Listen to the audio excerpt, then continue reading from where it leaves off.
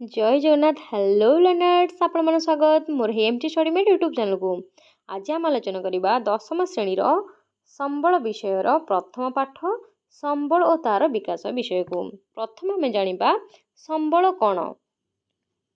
मनुष्यर व्यक्तिगत तथा सामाजिक आवश्यकता पूर्ण करिबारे उपयोगी और मूल्यवान विवेचित हेउथिबा परिवेशर विभिन्न पदार्थ जैव अजैव तथा शक्ति इत्यादि जहाँ प्रौद्योगिक दृष्टिकोण सुगम्य आर्थनैतिक दृष्टिकोण संभव एवं सांस्कृतिक दृष्टिकोण ग्रहण योग्य ताहाकू संबल कुहाଯାଏ। संज्ञा को तो आम देखिले यार अर्थ को आम भल भाव बुझिबा। परिवेशर विभिन्न पदार्थ उदाहरण स्वरूप जैव माछ नहीं पारिबा, अजैव चेयर बा चौकी शक्ति भाव विद्युत शक्ति को नेबा। एगुड़िकर किछि मूल्य और उपयोगिता रही कारण माछ को खाद्य भाव व्यवहार करा जाए। यार किछि उपयोगिता रही किछि निर्दिष्ट उद्देश्य पूरण पाई व्यवहार करागला।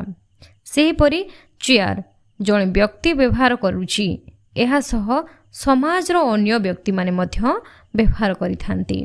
तेणु एहा व्यक्तिगत आवश्यकता को पूरण करने सहित सामाजिक आवश्यकता को पूरण करिबारे साहाय्य हैला। तेणु संबल रे परिणत होगापाई हेले कौनसी पदार्थ व्यक्तिगत आवश्यक पूरण करने सह सामाजिक आवश्यकता को पूर्ण करिबारे समर्थ हेबा दरकार। एहार किछि मूल्य और उपयोगिता रहिबा मध्य आवश्यक। तेणु यहाँ पर देखिबा बहिर संज्ञा आउ कौन सब देइछि प्रौद्योगिक दृष्टिकोण सुगम्य आर्थनैतिक दृष्टिकोण संभव एवं सांस्कृतिक दृष्टिकोण ग्रहण योग्य ताहाकू संबल कुहाଯାଏ। यह तुम मानकर बहिर संज्ञा दिया जाइछि। पिला माने प्रौद्योगिक कहिले टेक्नोलोजी। गोटे उदाहरण नेबा कोयलारू विद्युत शक्ति उत्पादन करिबा पई विभिन्न प्रक्रिया आवश्यक होइथाय।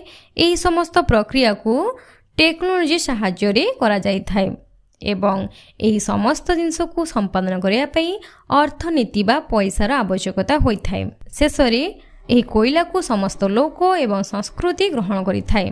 तेणु गोटे पदार्थ सेते बेले होछि संबल रे परिणत होइथाय जेतेबेले समाजर सब लोक आ संस्कृतिर समस्त लोक ताहाकू संबल भावरे मान्यता देइथांती। बुझी पारिलो। संबल संज्ञा को आमे जानिले। एहा परे कोन सब दिया जाइछि देखिबा। मनुष्य तार जीवन धारण पाई भूपृष्ठस्थ प्राकृतिक परिवेश उपरे सदासर्वदा निर्भर करिथाय। पिला माने मनुष्य प्राकृतिक परिवेश जेमिति कि जंगल हेउ पहाड़ हेउ एही सब जिनस उपरे निर्भर करिथाय। चतुर्पार्श्वस्थ परिवेश विभिन्न प्राकृतिक वस्तु को प्रत्यक्ष बा परोक्ष भावे विनियोग करी से तार जीवन यापन आवश्यकता को पूर्ण करिथाय। तो किछि पदार्थ जेमिति कि फल सीधासलख भाव व्यवहार कला किंतु पहाड़ को कौन से सीधासलख व्यवहार करिपरिबो कि नाही। सेथिपाई विभिन्न पर्याय दरकार जेमिति कि टेक्नोलोजी को यूज करके से पहाड़ को काटिबो छोट छोट गेटारे परिणत कला परे कौन विभिन्न कार्य व्यवहार करिपरिबो। एहा द्वारा तापरे कौन दिया जाइछि तार जीवन शैली मध्य उन्नत होइथाय। उक्त सामग्रिक बा सामग्री गुड़िकर प्राकृतिक और भौतिक गुण रे पर्यायक्रमे केतेक परिवर्तन परिलक्षित होइथाय। उक्त कहिले से आमर कृत्रिम हेउ बा प्राकृतिक पदार्थ हो विभिन्न परिवर्तन परिलक्षित होइथाय। उदाहरण स्वरूप काठरू काठ उपकरण, तुलारू सूता, सूतारू लुगा, खनिज पदार्थरू विभिन्न यंत्रांश और गृह उपकरण इत्यादि प्रस्तुत व्यवहृत होइथाय। एहार अर्थ प्राकृतिक परिवेशर मिलुथिबा विभिन्न पदार्थर रूप गुण रे परिवर्तन कला परे विभिन्न प्रकार वस्तु को सृष्टि करा जाइथाय। प्राकृतिक परिवेश मध्यरे अव्यवहृत किंबा अज्ञात होई रहिथिबा पदार्थ संबल रूपे विवेचित होई न थाए। काहेकि ना एहा पूर्वर मध्य मु कहिछि गोटे पदार्थ को सेतेबेले आमे संबल रे कहि परिबा जेतेबेले लोक माने ताहाकू जानिबे व्यवहार करिवे तार उपयोगिता को बुझिबे। तेणु मनुष्य तार संधान करी विभिन्न कार्य विनियोग कले ताहा संबल रूपे विवेचित होइथाए। तेणु ଯେଉଁ ଦେଶ ଏହି ସମ୍ବଳକୁ ଗଚ୍ଛିତ ଅବସ୍ଥାରୁ ନେଇ ଯେତିକି ପରିମାଣରେ ବିକଶିତ କରିପାରିଛି ସେ ଦେଶର ଅର୍ଥନୈତିକ ଅବସ୍ଥା ସେତିକି ପରିମାଣରେ ସମୃଦ୍ଧ ହୋଇପାରିଛି। ଏହି ସମ୍ବଳ ଗୁଡ଼ିକ ମଧ୍ୟରୁ କେତେକ ସମ୍ବଳ ସିଧାସଳଖ ବ୍ୟବହାର କରାଯାଉଥିବା ବେଳେ ଅନ୍ୟ କେତେକ ସମ୍ବଳକୁ ବିଭିନ୍ନ ଉପାୟରେ ରୂପାନ୍ତରିତ କରି ବ୍ୟବହାର ଉପଯୋଗୀ କରାଯାଇଥାଏ।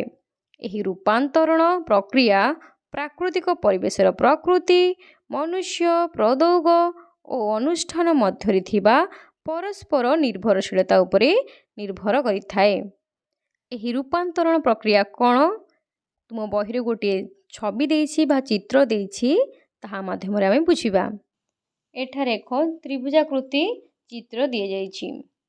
ତ ପ୍ରକୃତି ଗଛର ଏକ ଅଂଶ ବିଶେଷ, ତେଣୁ ଏଥିରୁ ବିଭିନ୍ନ ପ୍ରକାର କାଠ ଉପକରଣ ବସ୍ତୁ ତିଆରି କରାଯାଇଥାଏ, ଯେପରିକି ଖଟ, କବାଟ ଇତ୍ୟାଦି।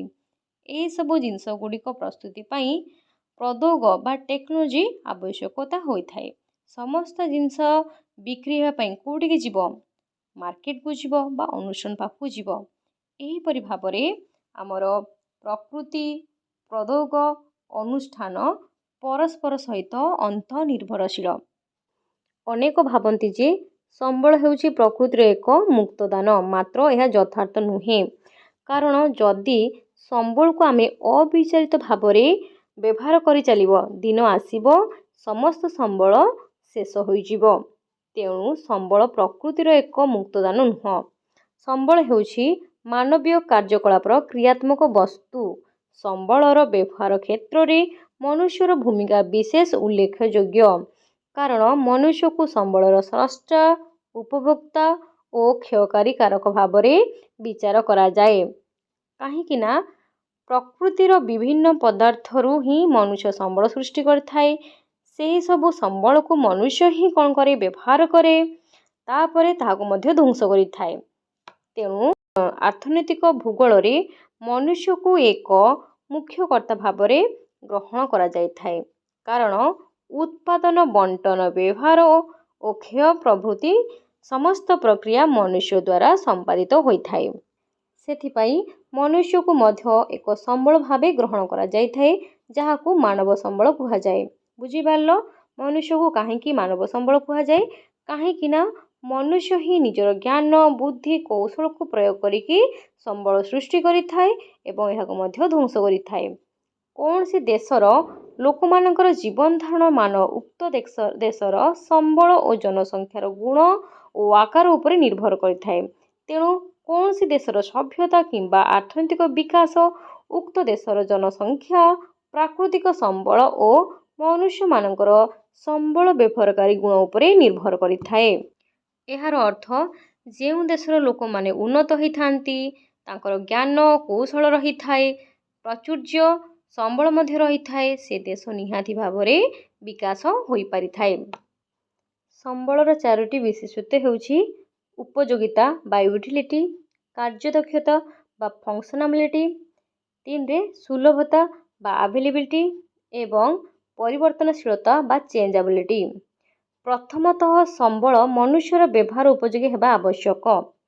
ଯଦି ସମ୍ବଳ ବ୍ୟବହାର ହିଁ ଆସିବ ନାହିଁ, ତାହାକୁ ଆମେ ସମ୍ବଳ କହିପାରିବା ନାହିଁ।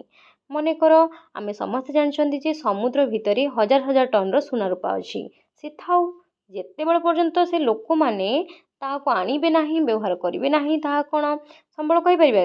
ସମ୍ବଳ କହିପାରିବ ନାହିଁ। ତେଣୁ ସମ୍ବଳ ପ୍ରଥମେ ବ୍ୟବହାର ଉପଯୋଗୀ ହେବା ଆବଶ୍ୟକ। ଦ୍ୱିତୀୟତଃ ଏହାର ସୁଲଭତା ଥିବା ଆବଶ୍ୟକ। ସମ୍ବଳ ପର୍ଯ୍ୟାପ୍ତ ପରିମାଣର ରହିବା ଆବଶ୍ୟକତା।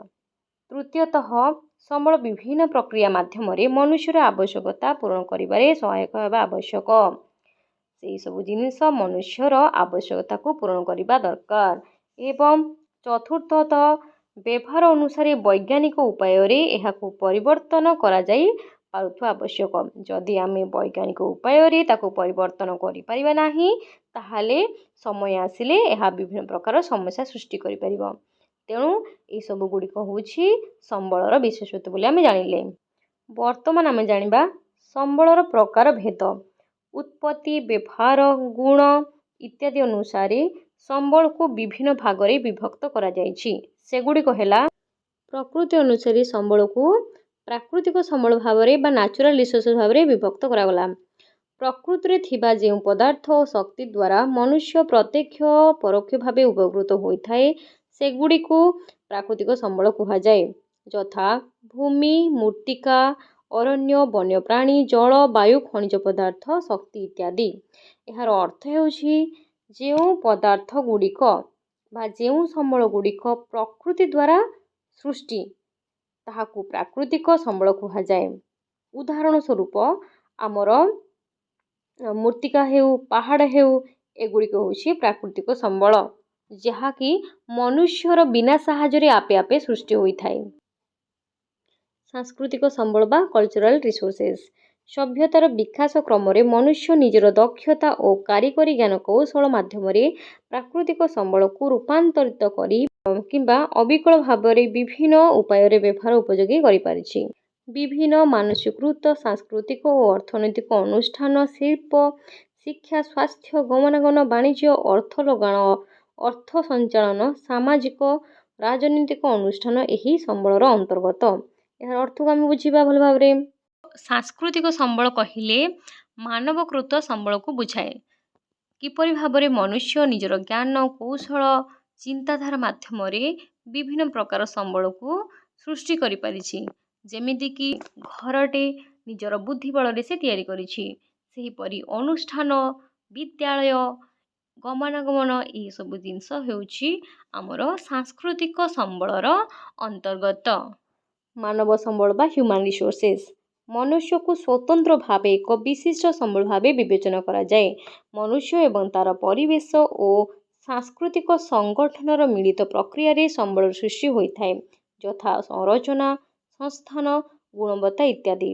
ଏହାର ଅର୍ଥ ମନୁଷ୍ୟ ଦ୍ୱାରା ହିଁ ସଂରଚନା ବା ସୃଷ୍ଟି ଏସବୁ ପ୍ରୋସେସ୍କୁ ସଞ୍ଚାଳନ କରାଯାଇଥାଏ। ଆମେ କ'ଣ ଜାଣିଲେ? ଆମେ ଜାଣିଲେ ପ୍ରକୃତି ଅନୁସାରେ ସମ୍ବଳକୁ 3 ଭାଗରେ ବିଭକ୍ତ କରାଗଲା, ଯଥା ପ୍ରାକୃତିକ ସମ୍ବଳ, ସାଂସ୍କୃତିକ ସମ୍ବଳ, ମାନବ ସମ୍ବଳ। ପ୍ରାକୃତିକ ସମ୍ବଳର ଉଦାହରଣ ହେଉଛି ଭୂମି, ଅରଣ୍ୟ ଇତ୍ୟାଦି। ସାଂସ୍କୃତିକ ସମ୍ବଳର ଉଦାହରଣ ବାଣିଜ୍ୟ, ଅର୍ଥ ସଞ୍ଚାଳନ, ସାମାଜିକ ଇତ୍ୟାଦି।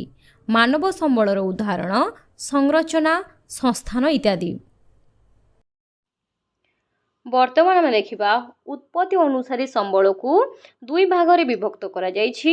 ପ୍ରଥମଟି ହେଉଛି ଜୈବ ସମ୍ବଳ ବା ବାୟୋଟିକ୍ ରିସୋର୍ସେସ୍। ଏହା ଜୈବମଣ୍ଡଳର ଅନ୍ତର୍ଗତ ସଜୀବ ବସ୍ତୁ ଯଥା ମନୁଷ୍ୟ, ପ୍ରାଣୀ, ଉଦ୍ଭିଦ, ଅଣୁଜୀବ, ପଶୁପକ୍ଷୀ, ମାଛ ଇତ୍ୟାଦି। ଅର୍ଥାତ୍ ଯେଉଁ ସବୁ ବସ୍ତୁର ବା ଯାହାର ଜୀବନ ଅଛି ତାହାକୁ ଆମେ ଜୈବ ସମ୍ବଳ କହିବା। ତେବେ ଦ୍ୱିତୀୟରେ ଅଜୈବ ସମ୍ବଳ ବା ଆବାୟୋଟିକ୍ ରିସୋର୍ସେସ୍। ଏଗୁଡ଼ିକ ଅଜୈବ ବା ନିର୍ଜୀବ ବସ୍ତୁ ଅର୍ଥାତ୍ ଯାହାର ଜୀବନ ନାହିଁ ଯଥା ଭୂମି, ଶିଳା, ଜଳ, ମୃତ୍ତିକା, ଖଣିଜ ପଦାର୍ଥ ଇତ୍ୟାଦି। ଏଗୁଡ଼ିକ ହେଉଛି ଅଜୈବ ସମ୍ବଳ। ବ୍ୟବହାର ଓ ସୁଲଭତା ଅନୁସାରେ ସମ୍ବଳକୁ ଅସରନ୍ତି ବା ଅକ୍ଷୟ ସମ୍ବଳ ଏବଂ ସରନ୍ତି ବା ସୀମିତ ବା କ୍ଷୟଶୀଳ ସମ୍ବଳ ଭାବରେ ବିଭକ୍ତ କରାଯାଇଛି। ତ ଯେଉଁ ସମ୍ବଳ ମନୁଷ୍ୟର ବାରମ୍ବାର ବ୍ୟବହାର ସତ୍ତ୍ୱେ ନିଃଶେଷ ହୁଏ ନାହିଁ ସେଗୁଡ଼ିକୁ ଅସରନ୍ତି ବା ଅକ୍ଷୟ ସମ୍ବଳ କୁହାଯାଏ। ଯଥା ସୌରଶକ୍ତି, ବାୟୁ ଇତ୍ୟାଦି। ଏହାର ଅର୍ଥ ଯଦି ଆମେ ସୌରଶକ୍ତି କିମ୍ବା ବାୟୁକୁ ଅଧିକରୁ ଅଧିକ ବ୍ୟବହାର କରିବା ଏହା କ'ଣ ଜଲ୍ଦି ସରିଯିବ କି? ସରିବ ନାହିଁ। ତେଣୁ ଏଗୁଡ଼ିକ ଅସରନ୍ତି ବା ଅକ୍ଷୟ ସମ୍ବଳ କୁହାଯାଏ। ସେହିପରି ମନୁଷ୍ୟର ବ୍ୟବହାର ଦ୍ୱାରା ଯେଉଁ ସମ୍ବଳ କ୍ରମଶଃ ହ୍ରାସ ପାଇଥାଏ କିମ୍ବା ଶେଷ ହୋଇଯିବାର ଆଶଙ୍କା ଥାଏ ତାହାକୁ ସରନ୍ତି ବା ସୀମିତ ବା କ୍ଷୟଶୀଳ ସମ୍ବଳ କୁହାଯାଏ। ଯଥା ପେଟ୍ରୋଲିୟମ, କୋଇଲା, ବିଭିନ୍ନ ଖଣିଜ ପଦାର୍ଥ ଇତ୍ୟାଦି। କାରଣ ଏଗୁଡ଼ିକ ହେଉଛି ଖଣିରେ ହେଉଛି ସୀମିତ ବା ଭଣ୍ଡାରରେ ସୀମିତ। ଯଦି ପେଟ୍ରୋଲିୟମ କିମ୍ବା କୋଇଲାକୁ ଆମେ ଅଧିକରୁ ଅଧିକ ବ୍ୟବହାର କରିବା ଦିନ ଆସିବ ଏହା ସରିଯିବ ଆଉ ସମସ୍ତେ ଅସୁବିଧାର ସମ୍ମୁଖୀନ ହେବେ। ପରିମାଣ ଅନୁସାରେ ସମ୍ବଳକୁ ଅପୂରଣ ସମ୍ବଳ ଭାବରେ ବିଭକ୍ତ କରାଯାଇଛି। ଯେଉଁ ସମ୍ବଳ ମନୁଷ୍ୟର ବ୍ୟବହାର ଦ୍ୱାରା ସମ୍ପୂର୍ଣ୍ଣ ଶେଷ ହୋଇଯାଏ ଏବଂ ପୁନଃ ସୃଷ୍ଟି କରାଯାଇପାରେ ନାହିଁ ତାହାକୁ ଅପୂରଣ ସମ୍ବଳ କୁହାଯାଏ। ଯଥା ଖଣିଜ ପଦାର୍ଥ, ଖଣିଜ ତୈଳ, କୋଇଲା ଇତ୍ୟାଦି। ଏହାର ଅର୍ଥ ହେଉଛି ଆମେ ସେହି ସମ୍ବଳକୁ ଆଉ ପୂରଣ କରିପାରିବା ନାହିଁ। ଯଦି ଖଣିଜ ପଦାର୍ଥ କିମ୍ବା କୋଇଲାକୁ ଆମେ ଅବିଚାରିତ ଭାବରେ ଅଧିକରୁ ଅଧିକ ବ୍ୟବହାର କରିବା, ଦିନ ଆସିବ ଏହା ପୁରା ନିଃଶେଷ ହୋଇଯିବ। ଆମେ ପୁନଃ ସୃଷ୍ଟି କରିପାରିବା ନାହିଁ। ତେଣୁ ଏଗୁଡ଼ିକ ହେଉଛି ଅପୂରଣୀୟ ସମ୍ବଳ। ଅବିରାମ ସମ୍ବଳ କିମ୍ବା ପୂରଣୀୟ ସମ୍ବଳ କ'ଣ? ମନୁଷ୍ୟର ବ୍ୟବହାର ଦ୍ୱାରା ଯେଉଁ ସମ୍ବଳର ପରିମାଣରେ କୌଣସି ହ୍ରାସ ପରିଲକ୍ଷିତ ହୋଇନଥାଏ ତାକୁ ଅବିରାମ ବା ପୂରଣୀୟ ସମ୍ବଳ କୁହାଯାଏ। ଯଥା ସୌରଶକ୍ତି, ଭୂତାପଜ ଶକ୍ତି, ଜୁଆର ଶକ୍ତି, ପବନ ଶକ୍ତି ଇତ୍ୟାଦି। ତ ସୌରଶକ୍ତି ବା ସୂର୍ଯ୍ୟଙ୍କର ଶକ୍ତିକୁ ଯଦି ଆମେ ଅଧିକ ବ୍ୟବହାର କରିବା, ଏହା କ'ଣ 2 ଦିନ ଭିତରେ ସରିଯିବ କି? ସରିବ ନାହିଁ। ପବନ ଶକ୍ତିକୁ ଯଦି ଅଧିକ ଆମେ ବ୍ୟବହାର କରିବା, ଏହା ମଧ୍ୟ ସରିବ ନାହିଁ। ତେଣୁ ଏଗୁଡ଼ିକ ହେଉଛି ଅବିରାମ ସମ୍ବଳ, ମାନେ ଯେକୌଣସି ଉପାୟରେ ଆମେ ତାକୁ ପୂରଣ କରିପାରିବା। ସେହିପରି ଭରଣ ଅନୁସାରେ ସମ୍ବଳକୁ ବିଭିନ୍ନ ଭାଗରେ ବିଭକ୍ତ କରାଯାଇଛି। ସେଥିମଧ୍ୟରୁ ପ୍ରଥମେ ଦିଆଯାଇଛି ନବୀକରଣ ଯୋଗ୍ୟ ସମ୍ବଳ ବା ରିନ୍ୟୁଏବଲ୍ ରିସୋର୍ସେସ୍। ଯେଉଁ ସମ୍ବଳ ମନୁଷ୍ୟ ଦ୍ୱାରା ବାରମ୍ବାର ବ୍ୟବହାର ସତ୍ତ୍ୱେ ସମ୍ପୂର୍ଣ୍ଣ କ୍ଷୟ ହୁଏ ନାହିଁ ଏବଂ ବିଭିନ୍ନ ଉପାୟ ଦ୍ୱାରା ସେଗୁଡ଼ିକୁ ପୁନଃ ଭରଣ କରାଯାଇପାରିଥାଏ, ସେଗୁଡ଼ିକୁ ନବୀକରଣ ଯୋଗ୍ୟ ସମ୍ବଳ କୁହାଯାଏ। ଉଦାହରଣ ସ୍ୱରୂପ ଜଙ୍ଗଲଜାତ ପଦାର୍ଥ, ପ୍ରାଣୀଜାତ ପଦାର୍ଥ, କୃଷିଜାତ ପଦାର୍ଥ ଇତ୍ୟାଦି। କାହିଁକି ନା ଚକ୍ରୀୟ ପ୍ରକ୍ରିୟା ଦ୍ୱାରା ପୁନଃ ନବୀକରଣ କରାଯାଇ ବ୍ୟବହୃତ ହୋଇଥାଏ। ତ ଏହାର ଅର୍ଥ କ'ଣ? ମାନେ ଯେକୌଣସି ଉପାୟରେ ଏହାକୁ ଆମେ ପୁନର୍ବାର କ'ଣ ନବୀକରଣ କରିପାରିବା। ଯେମିତିକି ଜଙ୍ଗଲଜାତ ପଦାର୍ଥ। ଜଙ୍ଗଲଜାତ ପଦାର୍ଥ ଆମର ନବୀକରଣ ଯୋଗ୍ୟରେ ଯାଉଛି। କାହିଁକି ନା ଯେଉଁ ଜଙ୍ଗଲଟା ପୁରା ଶେଷ ହୋଇଯିବ କି? ଜଙ୍ଗଲ ଧ୍ୱଂସ ଯିବ, ପୁଣି ନୂଆ ଜଙ୍ଗଲ ସୃଷ୍ଟି ହେବ। ସେଥିପାଇଁ ଜଙ୍ଗଲର ଜାତ ଯେଉଁ ପଦାର୍ଥ ରହିଲା, ଏହା କେବେ ଶେଷ ହେବ ନାହିଁ। ତ ଜଳ, ମୃତ୍ତିକା, ବାୟୁ ପ୍ରଦୂଷଣ ପ୍ରାକୃତିକ ଉପାୟରେ ଭରଣ ହୋଇଥାଏ। ଆମର ମୃତ୍ତିକା ମଧ୍ୟ ଏକ ନବୀକରଣ ଯୋଗ୍ୟ ସମ୍ବଳ। କାହିଁକି ନା ହୁଏତ ଏଗୁଡ଼ିକ ହେବା ପାଇଁ ହଜାର ହଜାର ବର୍ଷ ସମୟ ନେଇଥାଏ, କିନ୍ତୁ ଏଗୁଡ଼ିକ ହେଉଛି ଆମର ନବୀକରଣ ଯୋଗ୍ୟ ସମ୍ବଳ। ବର୍ତ୍ତମାନ ଦେଖିବା ନବୀକରଣ ଅଯୋଗ୍ୟ ସମ୍ବଳ କ'ଣ ବା ନନ୍ ରିନ୍ୟୁଏବଲ୍ ରିସୋର୍ସେସ୍ କ'ଣ। ଯେଉଁ ସମ୍ବଳ ମନୁଷ୍ୟର ଅନବରତ ବ୍ୟବହାର ଦ୍ୱାରା ଅନ୍ୟାନ୍ୟ କାରଣ ଦ୍ୱାରା ହ୍ରାସ ପାଇଲେ ବା ନଷ୍ଟ ହୋଇଗଲେ ଆଉ ସେଗୁଡ଼ିକର ପୁନଃ ଭରଣ ସମ୍ଭବ ହୋଇନଥାଏ, ସେଗୁଡ଼ିକୁ ନବୀକରଣ ଅଯୋଗ୍ୟ ସମ୍ବଳ କୁହାଯାଏ। ଯଥା କୋଇଲା, ପେଟ୍ରୋଲିୟମ୍ ଇତ୍ୟାଦି। ଯଦି ପେଟ୍ରୋଲିୟମ୍ ବା କୋଇଲା ଖଣିରୁ ସରିଗଲା, ତାହେଲେ ପୁରା ସରିଗଲା। ଏଗୁଡ଼ିକୁ ଆମେ ଭରଣ କରିପାରିବା ନାହିଁ। ଏଇଟା କ'ଣ କୂଅର ଜଳ ହେଇଛି ଯେ ସେ ପୁଣି ଝରିକି ପୁରା ଫୁଲ୍ ହେବ? ଯଦି ଖଣିରୁ ପେଟ୍ରୋଲିୟମ୍ ସରିଗଲା, ତାହେଲେ ସେଟା ସରିଗଲା। ଆମକୁ ଆଉ ଗୋଟିଏ ଖଣିର ଅନୁସନ୍ଧାନ କରିବା ପାଇଁ ପଡ଼ିବ। ତେଣୁ ଏଗୁଡ଼ିକ ହେଉଛି ନବୀକରଣ ଅଯୋଗ୍ୟ। କେତେକ କ୍ଷେତ୍ରରେ ଅଦରକାରୀ ଧାତବ ପଦାର୍ଥ ଗୁଡ଼ିକ ବିଭିନ୍ନ ଯାନ୍ତ୍ରିକ ପଦ୍ଧତିରେ ପୁନଃଚକ୍ରୀୟ ପ୍ରକ୍ରିୟା ଦ୍ୱାରା ଆଉ ଥରେ ବ୍ୟବହାର ଯୋଗ୍ୟ ସମ୍ବଳ କରାଯାଇଥାଏ। ଏହାକୁ ପୁନରୁଦ୍ଧାର ଯୋଗ୍ୟ ସମ୍ବଳ କୁହାଯାଏ। ତୁମେମାନେ ଦେଖିଥିବ ପ୍ଲାଷ୍ଟିକ୍ ବୋତଲ ହେଉ କିମ୍ବା ଲୁହାର ବିଭିନ୍ନ ପ୍ରକାର ପଦାର୍ଥ ହେଉ, ଏହାକୁ ନେଇକି ପୁନର୍ବାର ଯାନ୍ତ୍ରିକ ପଦ୍ଧତିରେ କ'ଣ କରାଯାଉଛି? ନୂତନ ଜିନିଷ ସୃଷ୍ଟି କରାଯାଉଛି। ତେଣୁ ଏହାକୁ କ'ଣ କୁହାଯାଉଛି? ପୁନରୁଦ୍ଧାର ଯୋଗ୍ୟ ସମ୍ବଳ ବା ରିକଭରେବଲ୍ ରିସୋର୍ସେସ୍ କୁହାଯାଏ। ଯେଉଁ ନବୀକରଣ ଅଯୋଗ୍ୟ ସମ୍ବଳ ଗୁଡ଼ିକ ପୁନରୁଦ୍ଧାର କରାଯାଇପାରେ ନାହିଁ, ସେଗୁଡ଼ିକ ପୁନରୁଦ୍ଧାର ଅଯୋଗ୍ୟ ସମ୍ବଳ କୁହାଯାଏ। ଯଥା କୋଇଲା, ପେଟ୍ରୋଲିୟମ୍ ଇତ୍ୟାଦି। ତ ବଣ୍ଟନ ବା ବିତରଣ ଅନୁସାରେ ସମ୍ବଳକୁ 2 ଭାଗରେ ବିଭକ୍ତ କରାଯାଇଛି। ପ୍ରଥମଟି ହେଉଛି ସର୍ବତ୍ର ସୁଲଭ ସମ୍ବଳ। ଯେଉଁ ସମ୍ବଳ ଗୁଡ଼ିକ ଭୂପୃଷ୍ଠରେ ସବୁଠାରେ ମିଳିଥାଏ, ସେଗୁଡ଼ିକୁ ସର୍ବତ୍ର ସୁଲଭ ସମ୍ବଳ କୁହାଯାଏ। ଯଥା ଭୂମି, ଜଳ, ବାୟୁ ଇତ୍ୟାଦି। ତ ଭୂମି ବା ଜଳ, ଏହା କ'ଣ ଗୋଟିଏ ଜାଗାରେ ଅଛି ଆଉ ଗୋଟିଏ ଜାଗାରେ ନାହିଁ? ସେମିତି ତ ହେଉନାହିଁ।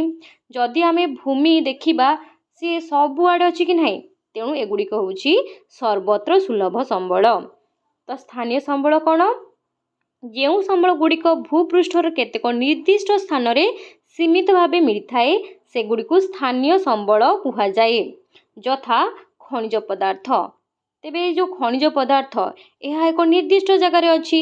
ସବୁଠାରେ କ'ଣ ଖଣିଜ ପଦାର୍ଥ ଅଛି, ସୁନା ରୂପା ଅଛି କି? ନାଇଁ, ଗୋଟିଏ ଜାଗାରେ ଅଛି। ତେଣୁ ଏଗୁଡ଼ିକ ସ୍ଥାନୀୟ ସମ୍ବଳ କୁହାଯାଏ।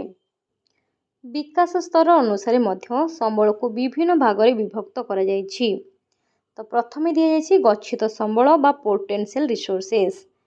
ଯେଉଁ ସମ୍ବଳ ପ୍ରକୃତିର ଗନ୍ତାଘରେ ଅବ୍ୟବହୃତ ଅବସ୍ଥାରେ ରହିଛି ତାହାକୁ ପ୍ରଚ୍ଛନ୍ନ ବା ଗଚ୍ଛିତ ସମ୍ବଳ କୁହାଯାଏ। ପିଲାମାନେ ବେଳେବେଳେ ଏକ୍ଜାମରେ ପ୍ରଚ୍ଛନ୍ନ ସମ୍ବଳ କ'ଣ ବୋଲି ପଚାରେ, ତେବେ ବିଲକୁଲ କନଫ୍ୟୁଜ୍ ହେବ ନାହିଁ। ପ୍ରଚ୍ଛନ୍ନ ସମ୍ବଳ ଆଉ ଗଚ୍ଛିତ ସମ୍ବଳ ଏକା। ଗୁଜରାଟ ଓ ରାଜସ୍ଥାନରେ ପ୍ରଚୁର ସୌରଶକ୍ତି ଏବଂ ପବନ ଶକ୍ତି ମହଜୁଦ ଅଛି ବା ଗଚ୍ଛିତ ଅଛି। ଏଗୁଡ଼ିକ ହେଉଛି ଗଚ୍ଛିତ ସମ୍ବଳର ଅନ୍ତର୍ଭୁକ୍ତ। ମାତ୍ର ଏହାର ଉପଯୁକ୍ତ ବିକାଶ କରାଯାଇପାରି ନାହିଁ। ସମୁଦ୍ର ତଳେ ଥିବା ଖଣିଜ ପଦାର୍ଥ ମଧ୍ୟ ଗଚ୍ଛିତ ସମ୍ବଳର ଶ୍ରେଣୀଭୁକ୍ତ। ଅମ୍ଳଜାନ ଓ ଉଦ୍ଜାନ ସମ୍ମିଶ୍ରଣରେ ଜଳ ସୃଷ୍ଟି ହୁଏ। ଉପଯୁକ୍ତ କୌଶଳ ଦ୍ୱାରା ଭବିଷ୍ୟତରେ ଏଥିରୁ ଶକ୍ତି ଉତ୍ପାଦନ କରାଯାଇପାରିବ ବୋଲି ଆଶା କରାଯାଏ। ତ ଆମେ କ'ଣ ଜାଣିଲେ? ଗଚ୍ଛିତ ସମ୍ବଳ ଆମେ କାହାକୁ କହିବା ନା, ଏହିସବୁ ସମ୍ବଳ ଗୁଡ଼ିକ ଗଚ୍ଛିତ ଅବସ୍ଥାରେ ଅଛି, କିନ୍ତୁ ଯେହେତୁ ଜ୍ଞାନ କୌଶଳକୁ ଆମେ ପ୍ରୟୋଗ କରିପାରିନାହାନ୍ତି ଏହା ସମ୍ବଳ ହୋଇପାରିନାହିଁ। ତେଣୁ ଏଗୁଡ଼ିକ ହେଉଛି ଗଚ୍ଛିତ ସମ୍ବଳ। ତେବେ ସମ୍ବଳ ଭଣ୍ଡାର ଷ୍ଟକ୍ କ'ଣ? ପରିବେଶରେ ଥିବା ପଦାର୍ଥ ଯେଉଁଗୁଡ଼ିକ ମନୁଷ୍ୟର ଆବଶ୍ୟକତା ପୂରଣ କରିପାରିବ, ମାତ୍ର ଆଜିର ଜ୍ଞାନ କୌଶଳ ଅନୁସାରେ ସେଗୁଡ଼ିକ ବ୍ୟବହାର ହୋଇପାରିନାହିଁ, ଏଭଳି ପଦାର୍ଥ ସମ୍ବଳ ଭଣ୍ଡାର ଅନ୍ତର୍ଭୁକ୍ତ। ମାନେ ଆମ ପରିବେଶରେ ସେସବୁ ସମ୍ବଳ ଅଛି ବା ଷ୍ଟକ୍ ଭାବରେ ଅଛି, ଯାହାକି ଜ୍ଞାନ କୌଶଳ ଅନୁସାରେ ଭବିଷ୍ୟତରେ ବ୍ୟବହାର ହୋଇପାରିବ ବା ସମ୍ବଳରେ ପରିଣତ ହୋଇପାରିବ। ଗଚ୍ଛିତ ସମ୍ବଳ ଓ ସମ୍ବଳ ଭଣ୍ଡାର ପାଖାପାଖି ସମାନ, ବାସ୍ ପାର୍ଥକ୍ୟ ରହିଛି। ଗଚ୍ଛିତ ସମ୍ବଳ ହେଉଛି ଆମେ ଜାଣିଛନ୍ତି ଗୋଟିଏ ସମ୍ବଳ ଅଛି, ବାସ୍ ତାକୁ ଚିହ୍ନଟ କରିଛନ୍ତି। କିନ୍ତୁ ସମ୍ବଳ ଭଣ୍ଡାର କ'ଣ ନା, ଚିହ୍ନଟ କରିସାରିଛନ୍ତି କିନ୍ତୁ ଏହାକୁ ଆମେ ବ୍ୟବହାର ଉପଯୋଗୀ କରିପାରୁନାହାନ୍ତି। ବିକଶିତ ସମ୍ବଳ ବା ଡେଭଲପ୍ଡ ରିସୋର୍ସେସ୍ କ'ଣ? ଯାହା ବ୍ୟବହାର ଉପଯୋଗୀ କରାଯାଇପାରିଛି ତାକୁ ବିକଶିତ ସମ୍ବଳ କୁହାଯାଏ। ଅର୍ଥାତ୍ ସେସବୁ ସମ୍ବଳ ଆମର ବ୍ୟବହାର ଆସିଛି ବା ଆମେ ତାକୁ କାର୍ଯ୍ୟକାରୀ କରିପାରୁଛନ୍ତି, ଯଥା ଜଳବିଦ୍ୟୁତ ଶକ୍ତି, ଅରଣ୍ୟ, ଖଣିଜ ପଦାର୍ଥ ଇତ୍ୟାଦି। ଜଳବିଦ୍ୟୁତ ଶକ୍ତିକୁ ଆମେ ବ୍ୟବହାର କରୁଛନ୍ତି କି ନାହିଁ? ନିହାତି ଭାବରେ ବ୍ୟବହାର କରୁଛନ୍ତି। ସେହିପରି ଖଣିଜ ଆଉ ଅରଣ୍ୟକୁ ମଧ୍ୟ ଆମେ ବ୍ୟବହାର କରୁଛନ୍ତି। ତେଣୁ ଏଗୁଡ଼ିକ ହେଉଛି ବିକଶିତ ସମ୍ବଳ ବା ଡେଭଲପ୍ଡ ରିସୋର୍ସେସ୍। ସଂରକ୍ଷିତ ସମ୍ବଳ ବା ରିଜର୍ଭ କ'ଣ ନା, ଯେଉଁ ସମ୍ବଳ ପଦାର୍ଥ ଗୁଡ଼ିକର ସନ୍ଧାନ ମିଳିପାରିଛି ମାତ୍ର ବ୍ୟବହାର ଉପଯୋଗୀ ହୋଇପାରିନାହିଁ, କିନ୍ତୁ ଭବିଷ୍ୟତରେ ଉପଯୋଗୀ ହେବାର ଆଶା ରହିଛି, ସେଗୁଡ଼ିକୁ ସଂରକ୍ଷିତ ବା ରିଜର୍ଭ କୁହାଯାଏ। ଯଥା ପ୍ରବାହିତ ଜଳ, ଯାହା ବିଦ୍ୟୁତ ଉତ୍ପାଦନ ପାଇଁ ବ୍ୟବହାର ହୋଇପାରୁନାହିଁ। ଆମେ ସମସ୍ତେ ଜାଣିଛନ୍ତି ପ୍ରବାହିତ ଜଳ ରହିଛି ଆଉ ସେଥିରୁ ବିଦ୍ୟୁତ ହୋଇପାରିବ। ଆଉ ଆମେ ସମସ୍ତେ ମଧ୍ୟ ଏହା ଜାଣିଛନ୍ତି ଆମର ଜଳରୁ ବିଦ୍ୟୁତ ଉତ୍ପାଦନ କରାଯାଇପାରେ। ତ ଏହାକୁ ଲକ୍ଷ୍ୟ କରିକି ଅନୁମାନ କରାଯାଉଛି କି ଏଥିରୁ ବିଦ୍ୟୁତ ଶକ୍ତି ଉତ୍ପାଦନ କରାଯାଇପାରିବ ଆଉ ଏହା ଏକ କ'ଣ ସଂରକ୍ଷିତ ସମ୍ବଳ ଅଟେ। ମାଲିକାନା ଅନୁସାରେ ସମ୍ବଳକୁ ବିଭିନ୍ନ ଭାଗରେ ବିଭକ୍ତ କରାଯାଇଛି। ସେଗୁଡ଼ିକ ମଧ୍ୟରେ ପ୍ରଥମେ ଦିଆଯାଇଛି ବ୍ୟକ୍ତିଗତ ସମ୍ବଳ ବା ଇଣ୍ଡିଭିଜୁଆଲ ରିସୋର୍ସେସ୍। ଯେଉଁ ସମ୍ବଳ ନିଜସ୍ୱ ଅଧିକାର ରହିଛି ତାହାକୁ ବ୍ୟକ୍ତିଗତ ସମ୍ବଳ କୁହାଯାଏ, ଯଥା ଚାଷ ଜମି, ଗୃହ, ରୋପଣ କୃଷି, ଭୂମି ଇତ୍ୟାଦି। ଅର୍ଥାତ୍ ଯେଉଁ ସମ୍ବଳ ନିଜର ଅଧିକାର ରହିଛି ବା ଜଣଙ୍କର ଅଧିକାର ରହିଛି ତାହାକୁ ବ୍ୟକ୍ତିଗତ ସମ୍ବଳ କୁହାଯାଏ। ଯେମିତିକି ଚାଷ ଜମି ବା ଗୃହ, ଏହା ଉପରେ ଜଣଙ୍କର ଅଧିକାର ରହିଛି ବା ଏହାର ମାଲିକ ଜଣେ, ତେଣୁ ଏଗୁଡ଼ିକ ହେଉଛି ବ୍ୟକ୍ତିଗତ ସମ୍ବଳ। ତ ଗୋଷ୍ଠୀଗତ ସମ୍ବଳ କ'ଣ? କୌଣସି ଗୋଷ୍ଠୀର ସମସ୍ତ ବ୍ୟକ୍ତିଙ୍କର ସମୂହ ମାଲିକାନାରେ ଥିବା ସ୍ଥାବର ଅସ୍ଥାବର ସମ୍ପତ୍ତିକୁ ଗୋଷ୍ଠୀଗତ ସମ୍ବଳ କୁହାଯାଏ, ଯଥା ଗୋଚର ଭୂମି, ଶ୍ମଶାନ, ପୁଷ୍କରିଣୀ ଇତ୍ୟାଦି। ତ ଗୋଚର ଭୂମି ହେଉ କି ଶ୍ମଶାନ ହେଉ, ଏଥିରେ କ'ଣ ଜଣେ ବ୍ୟକ୍ତିଙ୍କର ଅଧିକାର ରହୁଛି କି? ନାହିଁ, ତ ବହୁ ଜଣ ଲୋକଙ୍କର ଅଧିକାର ରହୁଛି। ତେଣୁ ଏଗୁଡ଼ିକ ହେଉଛି ଗୋଷ୍ଠୀଗତ ସମ୍ବଳ। ଜାତୀୟ ସମ୍ବଳ ବା ନ୍ୟାସନାଲ ରିସୋର୍ସେସ୍। ଦେଶର ଭୌଗୋଳିକ ସୀମାରେଖା ମଧ୍ୟରେ ଥିବା ସମସ୍ତ ପ୍ରାକୃତିକ ସମ୍ବଳ, ସାଂସ୍କୃତିକ ସମ୍ବଳ, ମାନବ ସମ୍ବଳ ଇତ୍ୟାଦିକୁ ଜାତୀୟ ସମ୍ବଳ କୁହାଯାଏ। ଅର୍ଥାତ୍ ଦେଶ ମଧ୍ୟରେ ଥିବା ସମସ୍ତ ସମ୍ବଳକୁ ଆମେ ଜାତୀୟ ସମ୍ବଳ କହିବା। ଏପରିକି ଘରୋଇ ସମ୍ବଳ ମଧ୍ୟ ଏହାର ଅନ୍ତର୍ଗତ। ଦେଶର ଜାତୀୟ ସମ୍ବଳ ଉପରେ ଦେଶର ସମୃଦ୍ଧି ଓ ବିକାଶ ନିର୍ଭର କରିଥାଏ, ଯଥା ରାସ୍ତାଘାଟ, କେନାଲ, ରେଳପଥ, ଖଣିଜ ପଦାର୍ଥ, ଅରଣ୍ୟ, ବନ୍ୟପ୍ରାଣୀ ଇତ୍ୟାଦି। ଏଇସବୁ ଜିନିଷ ହେଉଛି ଆମର ଗଢ଼ି ଉଠିଥାଏ। ଏପରିକି ଉପକୂଳ ଠାରୁ ସମୁଦ୍ର ଆଡ଼କୁ ପ୍ରାୟ 12 ନଟିକାଲ ମାଇଲ ପ୍ରାୟ 22.2 କିଲୋମିଟର ଦୂରତାରେ ଥିବା ଜଳଭାଗ ଏହି ସମ୍ବଳର ଅନ୍ତର୍ଗତ। ପିଲାମାନେ ଏଇ ଯେଉଁ ଜିନିଷଟା ରହୁଛି ବହୁତ ଇମ୍ପୋର୍ଟାଣ୍ଟ, କାହିଁକିନା ବାରମ୍ବାର ସେ କ୍ୱେଶ୍ଚିନ୍ ପକାଇ ଦେଉଛି। ଆମର 12 ନଟିକାଲ ମାଇଲ ବା 22.2 କିଲୋମିଟର ଦୂରତାରେ ଥିବା ସମ୍ବଳକୁ କେଉଁ ସମ୍ବଳ କୁହାଯାଏ? ଆମର ଜାତୀୟ ସମ୍ବଳ କୁହାଯାଏ। ଆନ୍ତର୍ଜାତୀୟ ସମ୍ବଳ ବା ଇଣ୍ଟରନ୍ୟାସନାଲ ରିସୋର୍ସେସ୍। ଯେଉଁ ସମ୍ବଳ ଆନ୍ତର୍ଜାତୀୟ ଅନୁଷ୍ଠାନ ଦ୍ୱାରା ପରିଚାଳିତ ହୋଇଥାଏ ତାହାକୁ ଆନ୍ତର୍ଜାତୀୟ ସମ୍ବଳ କୁହାଯାଏ। ସମୁଦ୍ର ଉପକୂଳର ଅନ୍ୟାନ୍ୟ ଅର୍ଥନୈତିକ ଅଞ୍ଚଳ ବା ଏକ୍ସକ୍ଲୁସିଭ୍ ଇକୋନୋମିକ୍ ଜୋନ୍ ଅର୍ଥାତ୍ 200 ନଟିକାଲ ମାଇଲ ବା 370 କିଲୋମିଟର ପରବର୍ତ୍ତୀ ଅଞ୍ଚଳ ଥିବା ସାମୁଦ୍ରିକ ସମ୍ବଳ ଏହାର ଅନ୍ତର୍ଗତ। ଏହା ଉପରେ ଆନ୍ତର୍ଜାତିକ ଅନୁଷ୍ଠାନ ବିଶ୍ୱ ଜାତିସଂଘର କର୍ତ୍ତୃତ୍ୱ ରହିଥାଏ ଏବଂ ଏହାର ବିନା ଅନୁମତିରେ କୌଣସି ଦେଶ କୌଣସି ପ୍ରକାର ଅଧିକାର ସାବ୍ୟସ୍ତ କରିପାରିବ ନାହିଁ। ତାହେଲେ ଆମେ କ'ଣ ଜାଣିଲେ ନା ଆନ୍ତର୍ଜାତୀୟ ସମ୍ବଳ ହେଉଛି 200 ନଟିକାଲ ବା 370 କିଲୋମିଟର ଦୂରତା ପରେ ଯେଉଁ ସାମୁଦ୍ରିକ ଅଞ୍ଚଳ ରହିଛି ତାହାକୁ କୁହାଯାଏ। ଏଥିରେ କୌଣସି ଦେଶ ସିଧାସଳଖ ଭାବରେ ତା'ର ଅଧିକାର ସାବ୍ୟସ୍ତ କରିପାରିବ ନାହିଁ। ଏହା ଉପରେ କେବଳ ଆନ୍ତର୍ଜାତିକ ଅନୁଷ୍ଠାନ ବିଶ୍ୱ ଜାତିସଂଘର କର୍ତ୍ତୃତ୍ୱ ବା ଅଧିକାର ରହିଥାଏ। डियर स्टूडेंट्स आजर वीडियो तो ये शेष हो जाइए आ बाकी जी रहा नेक्स्ट गोटे वीडियो करवा नेक्स्ट पार्ट रे विषयटी को आम फुल कभर करवा। जदि वीडियोटी आपण मानक भल लगी निहाती लाइक करूँ, चैनल को सब्सक्राइब करूँ। रहुछि जय जगन्नाथ।